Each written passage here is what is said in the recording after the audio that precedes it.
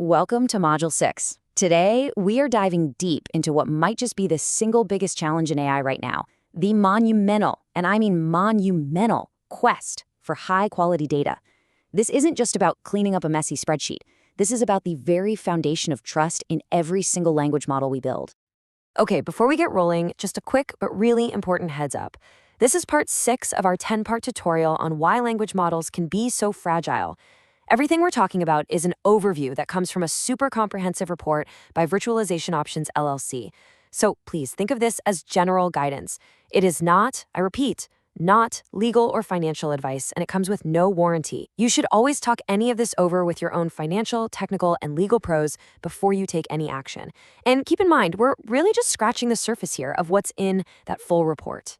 So let's get right into it. Everyone nods along when you say data quality is important. But what does it actually take to achieve it when you're working at the insane scale of these new language models? Well, that's where the story gets really complicated. And this quote from the source material just hits the nail on the head, doesn't it? It's one thing to understand the problem. It's a completely different universe to actually solve it. And that gap between knowing and doing, that's where all the difficulty lies. So where does this challenge even begin? Well, the very first hurdle you have to get over is just trying to wrap your head around the mind-boggling size and the incredible messiness of the digital world these models learn from. Seriously, forget gigabytes, forget terabytes, forget all that. We are talking about curating datasets that contain trillions of tokens. That's a number so huge it's almost impossible to really comprehend, let alone manage with any kind of precision. And look where this data comes from. It's not some clean, organized company database. We're scraping billions of web pages, digitized books, scientific papers, social media posts, you name it. It's a chaotic, wild mix, and every single one of those sources has its own format, its own biases, and its own special ways of being wrong. Which brings us to the core problem. How in the world do you create one single standard for quality across all of that? I mean, think about it. What does high quality even mean when you're trying to compare a peer-reviewed academic paper to a random post on a social media forum? It's a fundamentally difficult and, to be honest, a largely unsolved problem. Now, to try and bring some order to this chaos, we've really only got two major tools in the toolbox. We can use automation or we can use human reviewers. But here's the catch, and it's a big one. As we're about to see, each of these tools has a critical flaw, and they're the exact opposite of each other. So here it is, the big dilemma. On one side, you've got machines. They're incredibly fast, they're consistent, and they can scale to infinity. On the other side, you've got humans. We're slow, we're expensive, but we get nuance and context. It's this classic trade-off. You can have scale or you can have nuance. Right now, you can't have both. And this really gets to the heart of why automation just isn't enough on its own. It's great at catching simple stuff, right? Like spam or duplicate sentences. But when it comes to sophisticated misinformation or a subtle factual error, an automated system is basically blind. It can see the words, but it has no idea what they actually mean. But then, you look at the other side. Humans are amazing at catching those tricky semantic problems. The issue? We just can't keep up. The volume of data is just too massive. Trying to get human eyes on every piece of data would create a bottleneck so huge, the entire project would just grind to a permanent halt. So this all leads to the one central burning question that every single team building these models is wrestling with right now.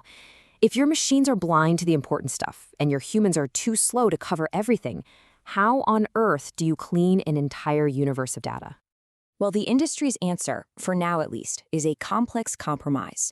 It's not perfect, not by a long shot, but it's the most practical approach we have today. The current state-of-the-art isn't about choosing just one method. It's about blending them all together. You use automation for the heavy lifting, you bring in human review for the really tough, nuanced calls, and you build a hybrid system to manage the whole thing. We even use synthetic AI-generated data sometimes to plug very specific holes. But as you can see, there is no magic bullet here. Every single approach has its own list of trade-offs. And make no mistake, that hybrid system is an incredibly delicate balancing act. You have to constantly calibrate your filters. If you set them too aggressively, you just flood your human reviewers with tons of false positives. But if you set them too loosely, you let critical errors slip right through and poison the entire dataset. It is a constant, difficult calibration challenge. So, what does this all mean for you, for the IT professionals who are actually building and maintaining these systems? It means we need a fundamental shift in how we think about data management. This is a whole new ballgame. I mean, look at a modern data pipeline like this. This is not your grandfather's ETL job. This is a complex, multi-stage factory. You're ingesting raw data, processing it, running it through those hybrid filters, deduplicating it, and then that last step, versioning, is absolutely critical. You have to know exactly what data went into which version of a model, because once that model is trained, there's no going back to fix the foundation. So if there's one thing you take away from this, it's that this is a totally new kind of engineering challenge. Your job isn't just about moving data anymore. It's about making subtle, often subjective judgments about meaning and quality at a scale we've never seen before. And every single one of those decisions permanently and often unpredictably shapes how that final AI will think and behave. This quote from the report just drives that point home. It really captures the immense responsibility that falls on the people building these data pipelines. Every choice to keep or discard a piece of data is a decision that will forever be baked into the core of that model. And that leaves us with a final and, to be honest, a pretty unsettling question. If a model's flaws, its biases, its factual errors, its gaps in reasoning, are all baked into its very blueprint during training, how can we ever really fix them? It's like trying to repair a crack in a skyscraper's foundation after the building is already finished.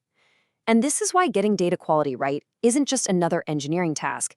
It is absolutely fundamental to building an AI future that we can actually rely on and trust.